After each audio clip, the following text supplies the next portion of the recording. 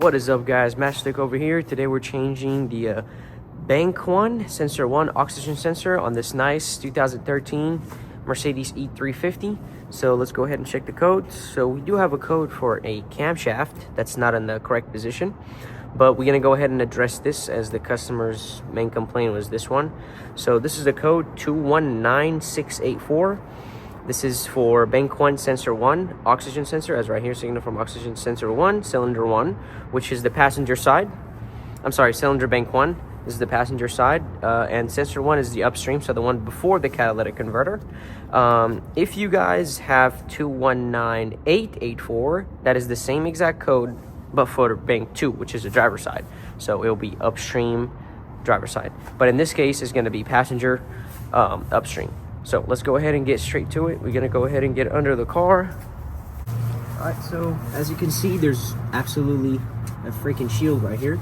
So I'm gonna go ahead and get you moving it with this, with the 8mm socket. Make sure you got your safety glasses on. I kind of forgot though, but I'm moving some of the ones that are right here.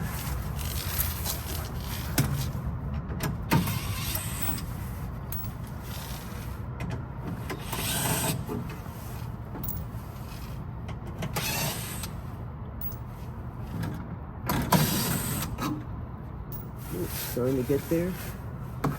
Let's see. Oh, there we go.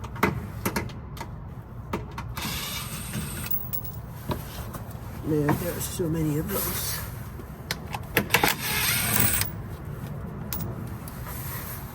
Oh, we got this one. And this one. Just like that, it falls apart. Well, there's one right there, I guess.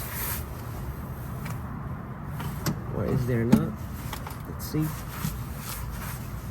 Oh, there is.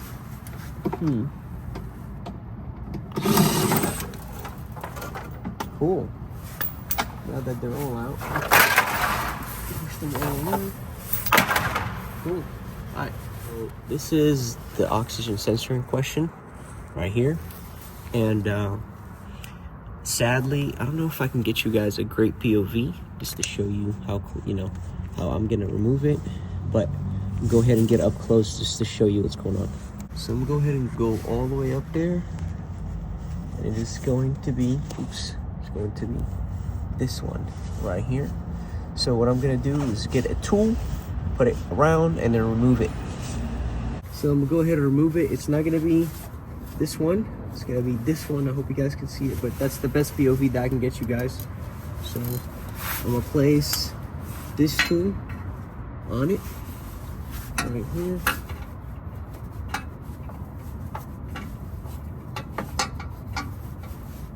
All right, I'm gonna go ahead and remove it. I have like a very bad angle right here.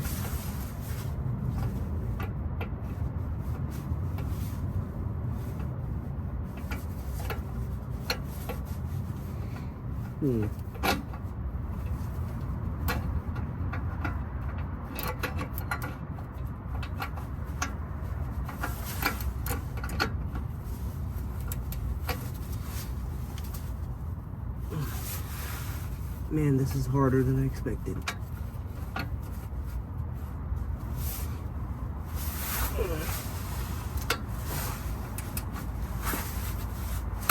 Here we go. Oh, it did come out. So this is what I was doing basically. Let me just take the tool out to show you. I had this tool like this. Like that. You guys can't even see. That's the sad part. It's like a really crammed area, but if I can go ahead and move the camera just a little bit, show you guys the little window that I had over here. So I had this ratchet all the way up here, and it was, let's see, sorry, clumsy video, I know, but it was like this. It was on this O2 sensor in this position, and I was able to break it loose. So I'm gonna go ahead and loosen it. Now I'm gonna show you how to disconnect it from that connector up top. So I went ahead and I removed the O2 sensor Now, I couldn't cram the camera to show you what I was doing, but so here's the sensor. That's how it looks like. That's how any AFR sensor looks like, which is upstream O2 sensor. Now, the connector, which looks like this, doesn't have the release clip on it. It's the harness, so it's the female part that has the connector clip, which is all the way up here, as you guys can see right there on the lower side of it, of that connector.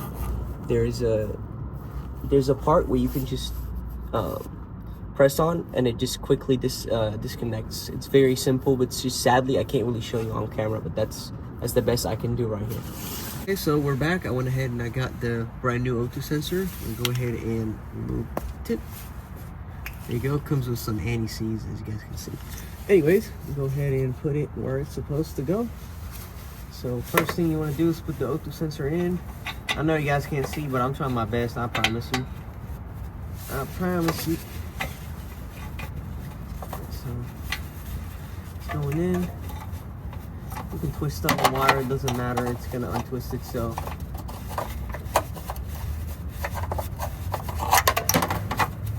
There we go.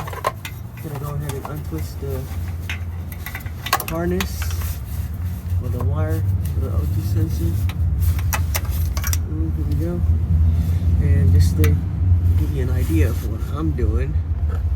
So we are here. It's the O2 sensor right there. Reading on the camera to focus. Cool. I'm gonna go ahead and plug it in exactly at that plug that I told you guys about. And I apologize again, but can't really get the best angle. Alright. I'm gonna go ahead and get this to tighten it up there. Use my hand at first, and then once I plug it in, I'll tighten it, and that is it. And then my hand's in the way. Let me see if I can get you guys a POV from, there we go. There's a good POV from here. There you go. All right, so go ahead and tighten it. I know my hand's in the way. I know phone's gonna fall, but just tighten it to snug. I'm gonna remove this. I'm gonna go ahead and plug this in. Sadly, I'm gonna need where the camera is to plug it back in, so I'm gonna be right back. So we're here. I successfully plugged in the O2 sensor, and so I'm gonna get just a little bit closer. You guys are gonna have to tilt. So this is how the connector looks like right there.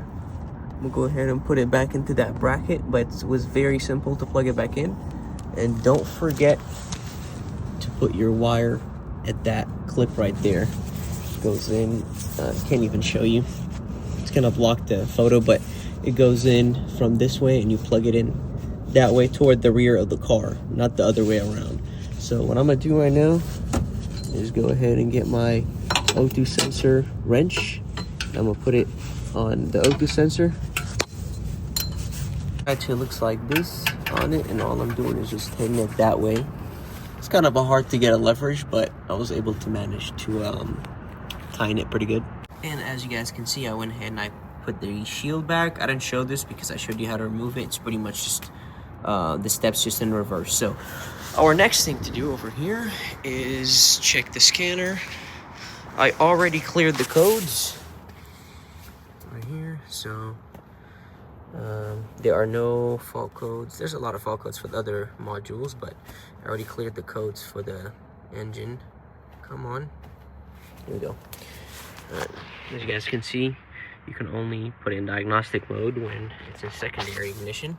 So I'm gonna go ahead and put trouble codes. No fault codes, but we still want to check if our work is done right. So we're gonna go ahead and click live data, and we want to go with, let's see, it's supposed to be test values while idling. Lambda control upstream of catalytic converter. Upstream, this is just sending us information from the upstream O2 sensor. We'll go ahead and turn on the car. Great. Now we're gonna give it a minute, and I'll be right back to show you the values. And here are the data about 5 minutes later from the last clip. I have it on at idle right now. I just took my foot off the gas. So as you guys can see, the lambda for the right and the left is almost reading exactly the same. Like I don't know, like 50 or I think 30 isn't really that big of a difference. But if I put my foot on the pedal, put some load, they pretty much both almost match. So that's not really an issue at this point. So it looks like the car likes it. O2 sensor is working pretty good. The lambda on the right and the left is on, so that's pretty good. Looks pretty good over here. And let's shake the trouble codes. Let's check the trouble codes. No fault codes, that's pretty good. So that means that the engine ECU pretty much likes the O2 sensor. I bought a Bosch O2 sensor, which is the OE supplier for most of the electronics on this car. So there are no check engine lights on the dash. It's been running for a while, so we're gonna call it a good job on this one. Thank you for watching. Subscribe, like, comment if you have any questions. Thank you so much and have a wonderful day. Peace.